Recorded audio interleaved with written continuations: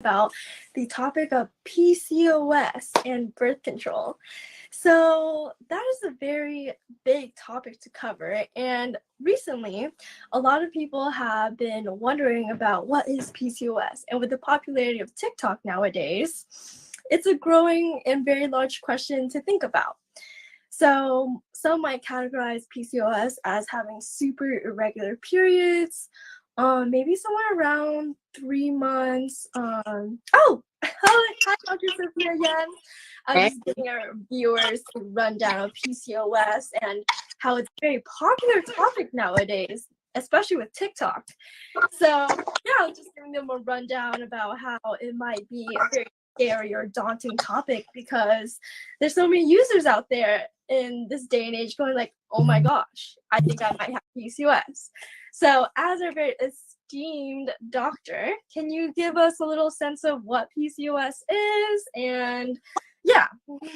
Yeah, so 1 in 10 people with a uterus will be affected by PCOS in their lifetime. And the full name of PCOS is polycystic ovarian syndrome.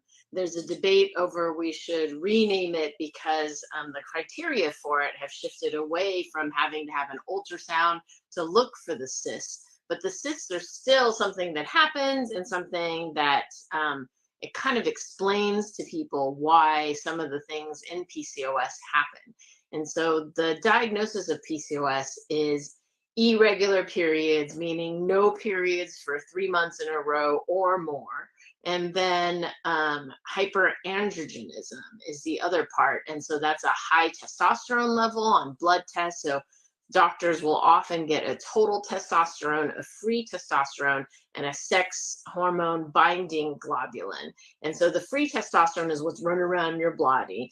Total testosterone is like all the testosterone in and around, but that's not as useful as free because the higher the free, the higher the amount of testosterone to cause side effects. And the side effects of testosterone are hairiness, munchies, bad cholesterol, and zits. Whoa, And so you mentioned munchies?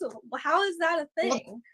Just generally with testosterone or androgens, such as in birth control pills, it just gives you the munchies. And so that is definitely a thing. And then part of PCOS is the metabolic consequences of PCOS. But you have to remember when you're seeing a doctor, they're often concerned about preventing the super bad things. And so the super bad things of PCOS are number one, it's difficult to get pregnant. And the reason why is we have our uterus. Oh, so cute. Every month, about 5 little eggs get ready to pop out. And whoever gets the most estrogen gets to pop out and win. And then the other ones get sucked up into the ovary. And so these are all little things that are growing and they become the cyst. And then it's normal for just to pop one. But when they don't pop, that's PCOS. And the reason they don't pop is your hormones are a little bit off. And certainly during puberty, your hormones get a little bit off. But with PCOS, there's many different mechanisms. That's why it's called a syndrome. And there isn't an exact one thing that we know of that causes it yet. So some people, but a lot of people, it's about insulin affecting their ovary. And the simplified version is it changes your female hormones to male hormones, and then you don't pop out an egg. And if you don't pop out an egg, that's going to make it difficult for you to get pregnant when the time comes. But the other part about popping out an egg is when the egg comes out here and it gets to the lining of the uterus and it doesn't meet a sperm, then the uterus is like, oh, no embryo. And then it bleeds out. But again, if no egg, then none of this, and then doesn't tell it, oh, and then no bleed. And that's why there isn't the bleed. Oh, I see. So then, okay, so you mentioned previously before how we don't exactly know the reason for PCOS, and why is that? And what are the reasons? And is one of them genetic? Definitely genetic. If your mom had PCOS, your aunt had PCOS, then you can inherit it from your mom or dad's side. I think we don't know that it comes only from one side right now. I think I would bet that it's autosomal dominant versus recessive. Recessive means you have to get it from both parents.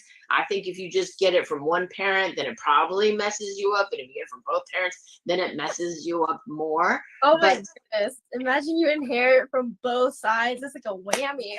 exactly. And that happens with some things like black hair, black eye, brown eyes, whatever, furry eyebrows.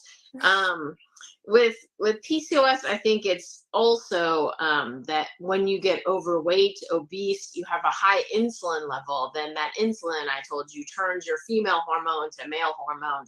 And that may be an insulin receptor thing, an insulin sensitivity thing, a hyperinsulin. So these are all the different mechanisms that genes could go wrong.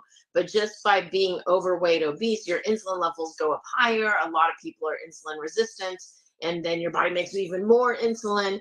And so that is the whole insulin ovary thing. I see. Okay, so what I'm hearing is that the telltale signs is perhaps 1, irregular period, 2, hairiness, and overweight. Is that correct? I would say that 90% of PCOS is overweight, but 10% is what we call skinny PCOS. And so again, to diagnose it, you have to have irregular periods, no periods for 3 months in a row, less than 4 periods a year. And then you need to have high testosterone or signs of high testosterone, such as hairiness or acne. Or clitoromegaly is another one. But another way is an ultrasound with a bunch of cysts on your ovaries, more than usual, or which we call a string of pearls, because on the ultrasound it looks like a string of pearls on the ovary. It's like a necklace for your uterus. Exactly. Not for your uterus, for your ovaries. Your ovaries. Not here, but here. Okay.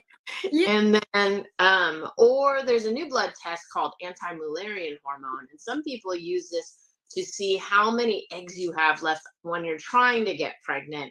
But if your anti-Mullerian hormone is extra high for your age, then that means you might have a whole bunch of cysts going on that shouldn't be going on. Yeah, so let's talk more about these cysts. So if you have them, besides maybe having difficulty getting pregnant later on, are there any other side effects with these cysts? Does it hurt you? Yeah, so these cysts can get big and you can have fullness. The main risk is it can twist. And if it twists, as you're seeing here, then, it's not a good thing and you could lose your ovary. So just as men have testicular torsion, there's this outside and it bounces around and it can twist. This rarely twists, but if it's bigger and heavier and you're like, raw, and it twists, then you could lose your ovary. And so you want to prevent, if you have polycystic ovarian syndrome, you don't want to cyst more than you have to.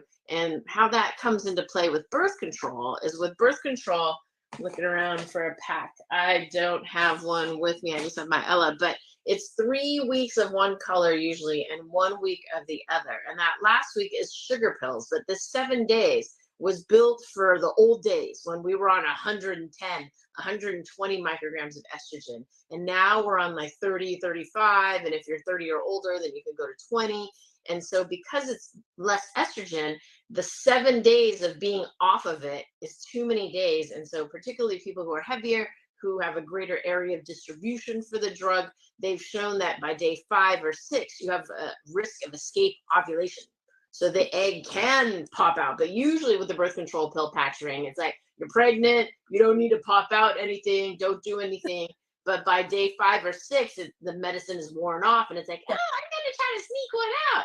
And if you have PCOS, you're going to try to sneak extra out because that's just your thing as PCOS. So I recommend for anybody who has PCOS to make #periods optional, which is skip that last week and just go into your next pack, or at the very least shorten that to 4 days instead of the standard 7 days. Yeah, that's really good advice, honestly. And I, for one, know that I thought skipping your period was this big like taboo thing, or like only do it if it's necessary because it's your body's way of cleansing itself out, you know? And ever since I started working at Pandia, I was like, oh my God, I could have not been further from the truth. And I love how here we advocate that period's optional and it's not only beneficial, but it's very safe, and especially for someone like PCOS. And so can you talk further about busting that myth about it's cleansing your body? Yes. So I think it's really important and slightly confusing. We as the medical community have put it in people with uterized head. You must bleed every single month. And yes, if you're not on any hormones and you're 2 years after your first period, you should be bleeding every single month. But we can put you on hormones and then you can make #periods optional. So again, with the birth control pill, the original founder made it such that every pack has a bleed every 4 weeks. And that was because he was a devout Catholic and he actually wanted to get it through the Catholic Church. Because the Catholic Church is a cat, so this is all religious? It was all religious. This is why women are forced to bleed every single month on every birth control method that makes you bleed. Because Dr. John Rock was a devout Catholic, not a once a week Catholic, but an everyday Catholic at 7 a.m. Catholic. That's like serious Catholic.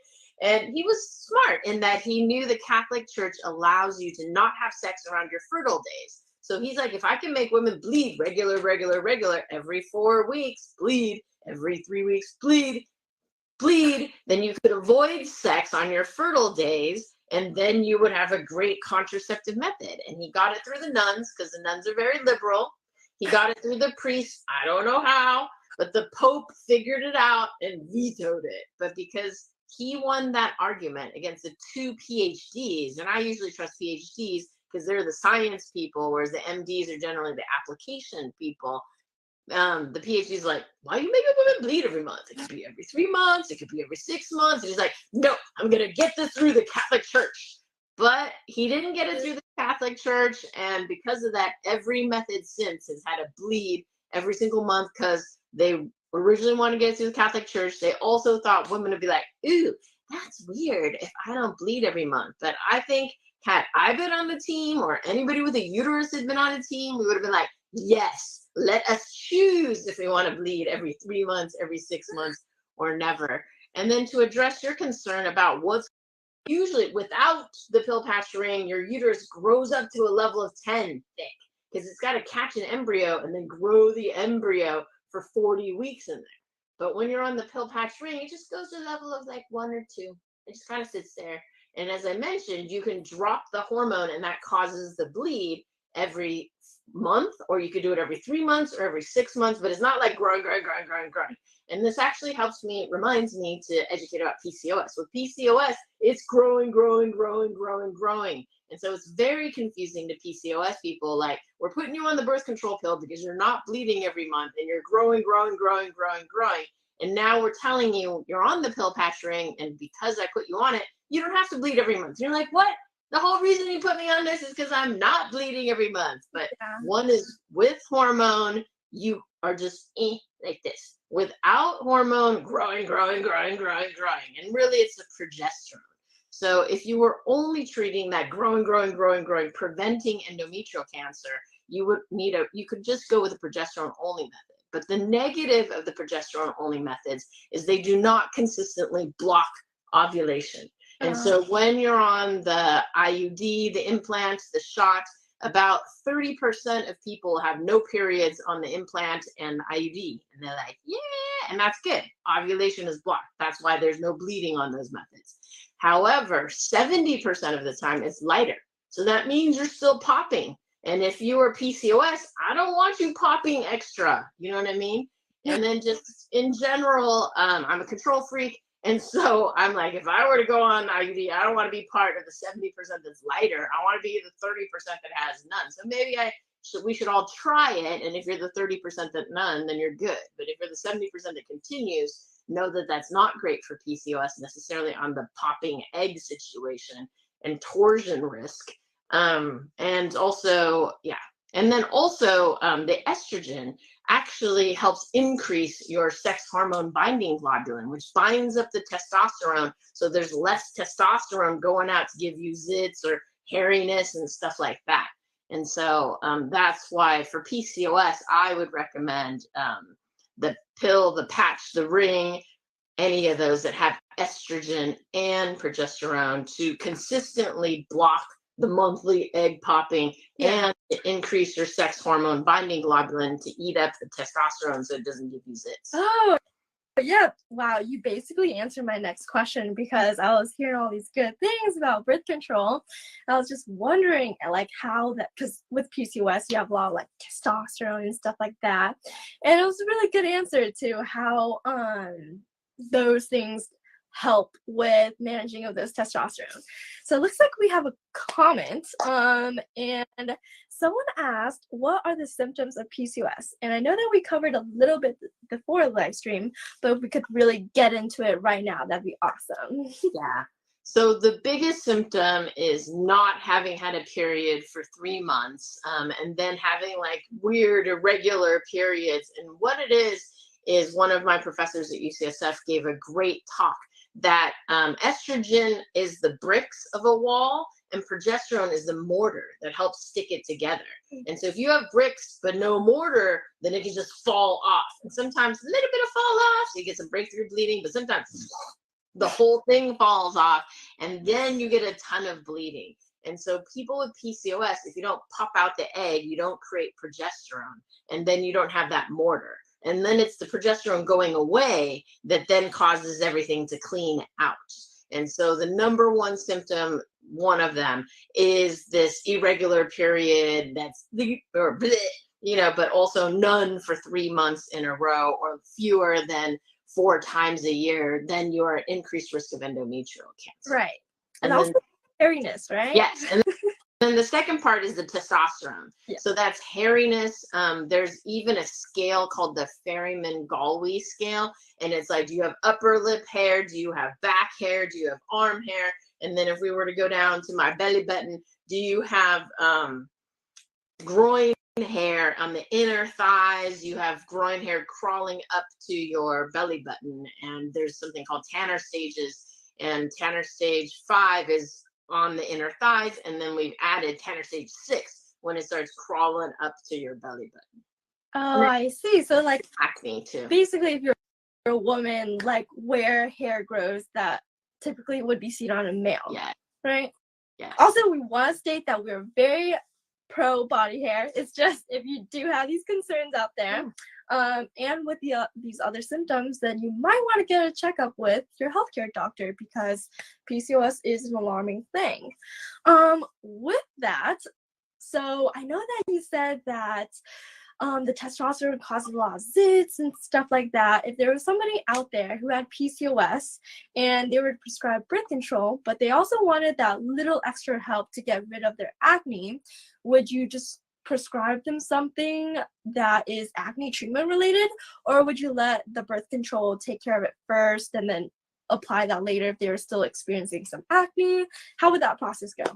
I would say that with PCOS, we know what's causing part of it, obviously. And so, as I mentioned, the birth control pill, patch or ring, the estrogen increases the sex hormone binding globulin, which then sucks up all the extra testosterone, not all, but some of the extra testosterone that's up there. And then when you're choosing birth control pills, and that's what makes Pandia Health different, is that we've taken all the birth control pills, ranked them from most likely to give you zits, least likely to give you zits, most likely to give you munchies, least likely to give you munchies, most likely to have breakthrough bleeding, least likely. And we've trained all of the physicians on our platform how to manage those symptoms. And so in general, the research has shown those people on birth control are going to have less acne than those people not on birth control. Because the people not on birth control are up and down with the hormones. And if you're up and down and that exacerbates your acne, if we smooth it out, just keep going with the same level,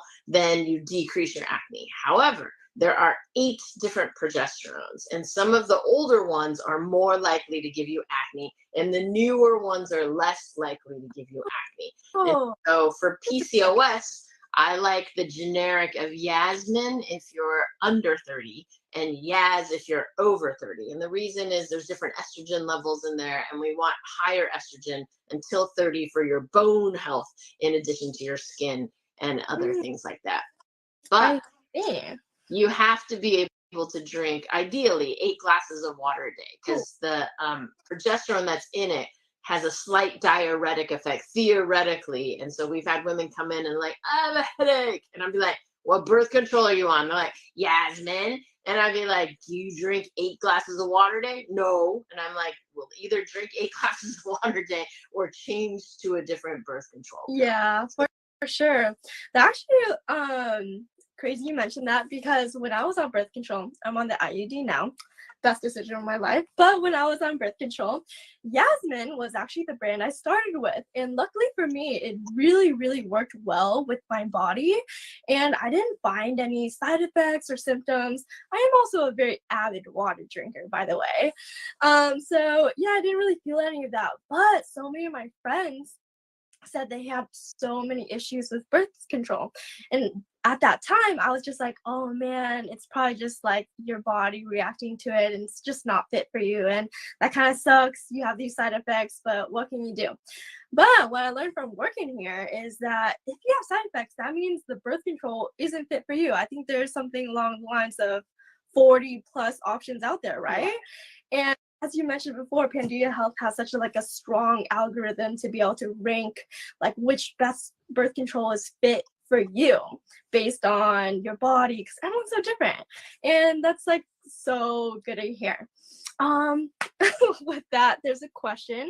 When is a good age to stop taking the birth control pill? Well, Ms. Chris, thank you so much for joining, and love the engagement, love the questions. I would say you stop the birth control pill when you are no longer at risk of pregnancy. And so you are no longer at risk of pregnancy 1 or 2 years after menopause. It depends on what group you talk to, but in general, they recommend birth control for at least a year, probably 2 years after menopause. If you consider menopause when you have your last period, but you don't know you're in menopause until it's been 12 months of no period. So then a year after that, just to be safe. But they do say that if you're 55, then the odds of you getting pregnant are very low. And even if you got pregnant, the egg quality would be bad. And so your body would just terminate that spontaneous abortion, as we call it, aka miscarriage. So 55 on the crazy high side, and then 1 or 2 years after 2 years after your last period. But if you're on birth control pills, you don't know. And so for me, I went to see my doctor, check my hormone levels, said probably, most women go into menopause around 51, 52. And I noticed that my cholesterol went crazy, and I noticed that my waist disappeared. And I'm like, this seems like menopause. So time to come off the birth control pill and switch to hormone therapy. Know that being on the birth control pill decreases your risk of ovarian, endometrial, and colorectal cancer. The progesterone actually has a slight increased risk of breast cancer, but the increased risk of breast cancer is far outweighed by the decreased risk of ovarian, endometrial, and colorectal cancer. And part of that, as we discussed, is here it stops eggs from popping out every single month. And by decreasing the popping, it's the popping or the healing, we don't know, or something of the tube that puts you at risk for ovarian cancer. So by calming this down for 5 years, you decrease your risk of ovarian cancer by 50%. Yeah, with that, I have a little story to tell again. But also in the past, it was such common knowledge around people my age group, and I still think now even that when you're on birth control, do not go anywhere more than 2 or even 5 years on birth control, because it's just bad for your body. They're pumping crazy synthetic things, people don't even know what to label it, into your body, and it's just a really good idea to get off of it. But as you answered our avid viewers question, it's actually really so safe to be on birth control for multiple years. It's even beneficial for so many ovarian cancers, which is so awesome. Linking that back, so does birth control have its positive effects on PCOS. We already went over that a little bit.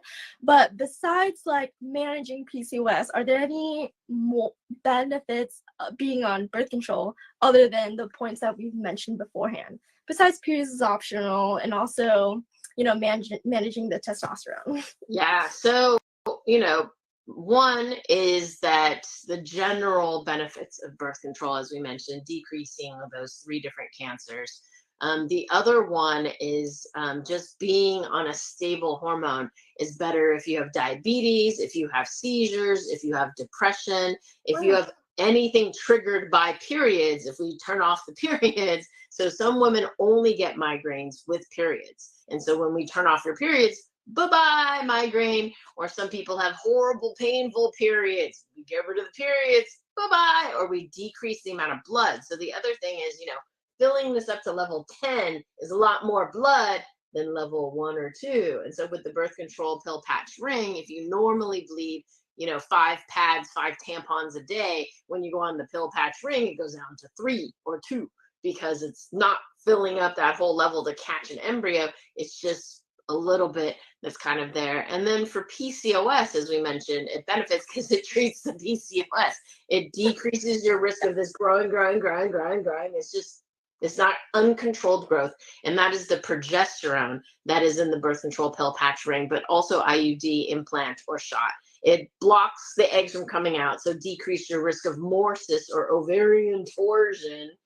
And then it has an estrogen and good progesterones that will increase your sex hormone binding globulin, which will bind up all the extra testosterone, which will decrease the acne, decrease the hairiness, improve your cholesterol if the testosterone was causing the bad cholesterol.